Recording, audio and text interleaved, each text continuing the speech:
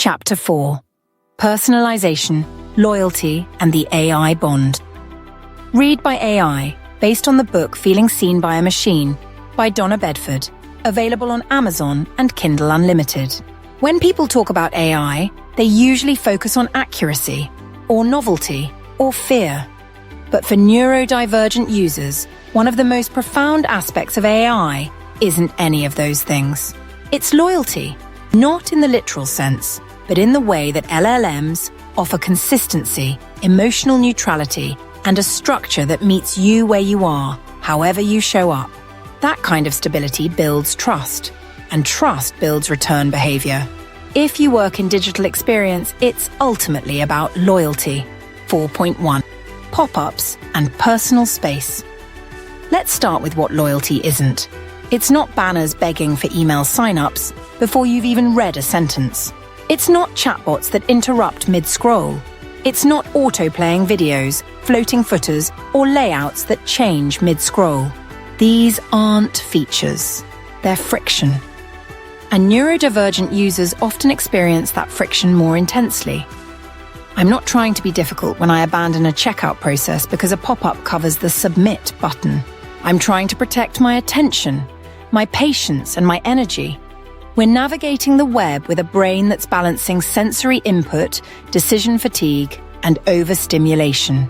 We don't have the bandwidth to figure it out. If it doesn't work, we just leave. And most platforms never know why. AI doesn't do that. ChatGPT doesn't pop up mid-thought. It doesn't redirect you. It doesn't ask you to log in again. It just lets you continue. That alone makes it feel more usable than 90% of the web. 4.2: Quiet consistency equals retention. There's a reason I keep coming back to ChatGPT. Not because it's perfect, but because it's consistent. The interface doesn't change weekly. The font stays readable. The tone stays neutral. It doesn't ask for my location, my cookies, or my email. It just lets me think. In a digital world where everything is screaming for your attention, ChatGPT did something radical. It stayed quiet. That's not just behavior. That's the shift to seen in silent presence. That's how loyalty gets built. Not through persuasion, but through permission. Let me be myself. Let me pace myself. Let me finish the loop. Mac, my AI, did that. And that's why I stayed. 4.3: Pattern over personalization. People love to talk about personalization as the future of digital. It knows your name. It adapts to your preferences. It remembers what you searched for. But for me, loyalty isn't built by being known. It's built by being left alone. Neurodivergent loyalty doesn't come from personalization. It comes from pattern recognition. We don't need the tool to say, "Hi, Donna." We need it to respond in a predictable way, to not reset unexpectedly, to allow us to come back after 2 hours, 2 days, or 2 weeks and pick up where we left off. We're loyal to rhythm, to flow, to control, not to flash. That's why so many neurodivergent users are more loyal to quiet systems than smart ones. 4.4: Why I still use Amazon. Amazon is far from perfect. The ads, the fake reviews, the visual clutter. It's a lot, but it works for me, and that's not a small thing.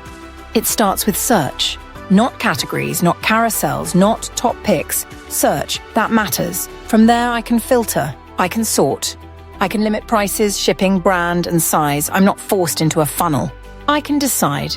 Other retailers, Best Buy, Walmart, even some boutique shops, overguide. They want to hold your hand, they make assumptions, and those assumptions break the flow.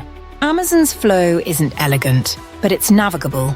And as someone who values independence over polish, that's what keeps me coming back. 4.5: Loyalty through understanding. Neurodivergent loyalty is built on trust, not tricks. It's built when a system allows us to complete a task without interruptions. It's built when content doesn't shift while we're reading it. It's built when we can pause mid-thought and return without re-explaining ourselves. That's what LLMs offer.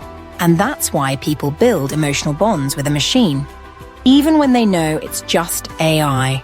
Because for some of us, it's the first system that hasn't made us feel wrong for needing time, space, or a second try. 4.6. SEO, UX, and loyalty loops. If you build websites, products, or experiences, this is for you. It means stop chasing conversions at the expense of comfort. It means stop thinking of loyalty as a funnel and start thinking of it as a feedback loop. If your site lets me search, choose, and exit without stress, I'll come back. If it pressures, surprises, or overloads me, I won't, and I won't email support. I won't complain. I'll just disappear.